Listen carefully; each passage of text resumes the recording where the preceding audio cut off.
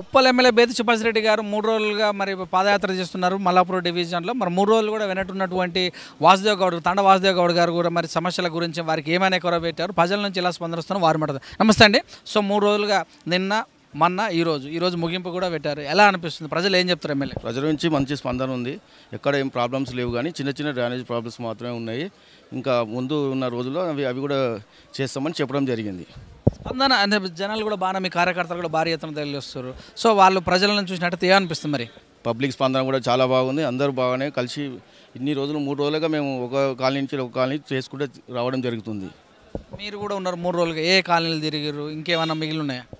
ఏం లేవు, చండీనగరు, సూర్యనగరు, సుభాష్ నగరు, తర్వాత శక్తినారాయణ నగరు, సూర్యనగరు, తర్వాత బ్రహ్మపురి కాలనీ, మొత్తం ప్రతి ఒక్క కాలనీ 3 రోజులకెళ్ళి తిరుగుంటూ చేస్తున్నాం. మనం బేతు సుభాష్ రెడ్డి అన్నగారి ఆధ్వర్యంలో మరియు పన్నాల దేవేంద్ర రెడ్డి అన్నగారి ఆధ్వర్యంలో చాలా చేస్తున్నాం. అయితే మీరు ఏమైనా ఎక్కడో పెట్టుకుని ఉందా ఎమ్మెల్యే గారికి? మీరు అంటే మీకు కూడా చాలామంది మీరు అక్కడే ఉంటారు కనుక డబుల్ బెడ్రూమ్ ఇంటి ఇంకా సైడ్ కూడా ప్రజలు ఏం చెప్తారు చెత్త గురించి కానీ డ్రైనేజ్ గురించి కానీ మీకు చెప్తే మీరు వారి దృష్టికి అని తీసుకెళ్లారా? తీసుకెళ్ళడం జరిగింది. త్వరలో చేస్తామని చెప్పడం జరుగుతుందన్న. ఊరు వార కార్యక్రమం చేయడం జరిగింది. మన కేసీఆర్ గారు చేస్తున్న సంక్షేమ పథకాలకు మనకు శ్రీరామ లక్ష లాంటివి.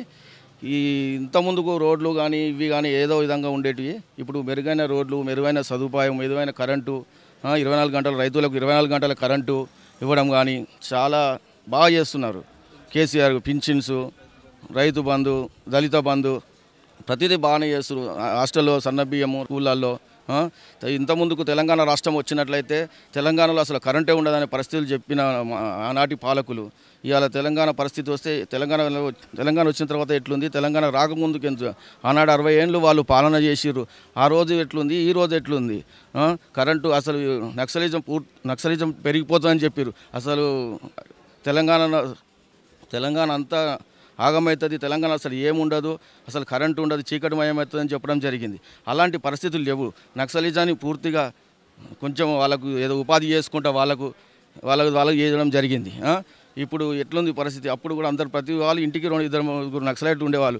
ఈరోజు కేసీఆర్ గారు వచ్చిన తర్వాత అసలు నక్సలిజానికి కూడా కొంచెం వాళ్ళ సాయంతో హరితహార కార్యక్రమం చూస్తున్నారు మీరు. అప్పుడు వర్షాలు పడేటి కావు, ఇప్పుడు విపరీతమైన వర్షాలు, కంపెనీలు లాకౌట్ అయ్యేటి, కరెంటు లేకుండా చాలా లాకౌట్లు అయ్యి పబ్లిక్ చాలా ఇబ్బందులు పడేవాళ్ళు. ఆనాడు 60 ఏళ్ళు చేసినా కానీ ఏం లేదు. ఇలా 9 ఏళ్ళల్లో చాలా చేసిర్రు పనులు, మీరు కూడా చూస్తున్నారు.